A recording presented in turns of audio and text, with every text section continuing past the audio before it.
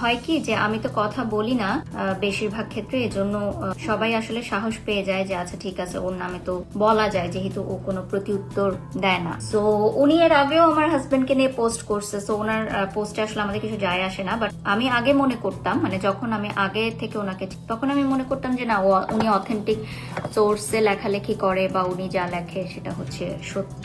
But আজকে উনি যে ফানি ফানি কথাগুলো লিখছে সেগুলো দেখে আমার নিজেরই মানে ঘুম থেকে উঠে মনে হচ্ছিল যে উনি এগুলো কোথা থেকে পাইছে বা এই সোর্স গুলো কোথায়।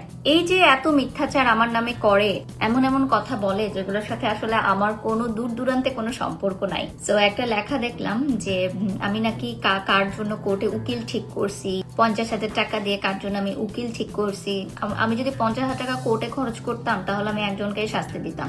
আমি যদি টাকার পর টাকা ঢালতাম তাহলে আমি একজনকে শাস্তি দিতাম। সো সেটার আমি নাম না বলি, সারা বাংলাদেশের মানুষ এবং বাংলাদেশের বাইরেও মানুষ জানে। সো আমার ওই যে কোর্ট কাছারি দেন হচ্ছে আমার এই সব আইনজীবীদেরকে হায়ার করে এগুলাতে আমি ইন্টারেস্টেড না, কারণ আমি এগুলো দেখছি তো এগুলোতে অনেক বেশি টাইম লাগে, নিজের ক্যারিয়ারে ফোকাস করা যায় না। আপু একটা কথার উত্তর দিন প্লিজ, বুবলি আপু কি প্রেগনেন্ট? তানহা আফরোজ লিখেছেন। আপু এটা তো আপনার বুবলি আপুকে জিজ্ঞাসা করতে হবে, যে প্রেগনেন্ট সে এটার উত্তর দিতে পারবে। আমি যদি প্রেগনেন্ট হই সেটার উত্তর আমি একান্ত দিতে পারবো, হ্যাঁ, বা আমার হাজবেন্ড দিতে পারবে। সো এটা তো আপনি বুবলি আপুকে জিজ্ঞাসা করবেন, এটা তো আমার উত্তর দেওয়ার কিছু নেই, তাই না আপু? যার যার পার্সোনাল লাইফ সে লিড করবে এবং প্রফেশনাল লাইফ আলাদা। আমাদের প্রফেশনাল এবং পার্সোনাল লাইফ আলাদা। এই যে লাইভে ঢুকলেই আপনারা এই একটা কমেন্ট করতে থাকেন, রুমা বেগমও লিখেছেন বুবলি আপু কি প্রেগনেন্ট। অনেকগুলো কমেন্টস কালকে থেকে আমার এখানে আসতেছে, ফেসবুক জুড়েও আসতেছে। যার ব্যক্তিগত লাইফ সে ডিক্লেয়ার দিলেই আপনারা সেটা জানতে পারবেন। বিপাশা লিখেছেন উনি আপনাকে নিয়ে অনেক খারাপ কথা বলে, এটা নিয়ে আপনি কি বলতে চাচ্ছেন? এটা সারা বাংলাদেশের মানুষ জানে, সারা বাংলাদেশের মানুষ তাকে এখন ঘৃণা করে এবং এটাই হচ্ছে তার প্রাপ্তি। এখানে আমার বলার কোনো কিছুরই প্রয়োজন নেই। নরেন নিগার আপনি একজন চিত্রনায়িকার নাম লিখেছেন এবং একজন উদ্যোক্তার নাম লিখে বলেছেন তাদের নামে মামলা করেন, ভালো হবে। মামলা দিয়ে কোনো বিচার হয় না, এটা সবসময় মনে রাখবেন। শ্রেষ্ঠ বিচার হচ্ছে প্রকৃতির বিচার।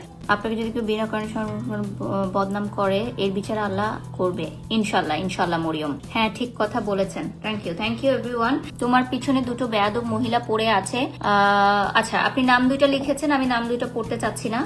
এটা যার যার ইচ্ছা, আসলে কে আমার পিছনে পড়ে থাকবে তো লাভ কি, আসলে আমাকে তো স্টপ করতে পারে নাই, তাই না? সো এই যে বছরের পর বছর আমার পিছনে পড়ে আছে, এত ষড়যন্ত্র করতেছে, এত কিছু করতেছে, লাভ হচ্ছে না তো কোনো, তাই না আপু? সো আমি তো স্টিল রাইট নাও কাজ করতেছি, ক্যামেরার সামনে আপনাদের সামনে লাইভ করতেছি। সো নতুন বছরে আমার আরো ভালো কিছু কাজ আসবে ইনশাল্লাহ। সো আমি যদি এগুলোতে বিজি করতাম নিজেকে তাহলে আমি কাজে ফোকাস করতে পারতাম না। হ্যাঁ তো আসলে আমি যারা এই ধরনের মিথ্যা তথ্য ছড়াচ্ছে আপনারা প্লিজ প্রমাণ সহ পোস্ট করবেন। হ্যাঁ প্রমাণ ছাড়া কোনো কিছু পোস্ট করবেন না, কারণ এগুলো এখন মানুষও বুঝে যেগুলো মিথ্যা।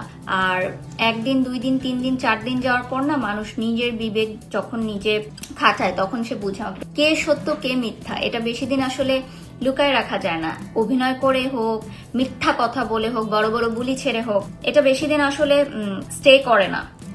বেশি দিন স্টে করে না। দিন শেষে বলে না যে সত্যর জয় হয় একদিন, at the end of the day সত্যর জয় হয়।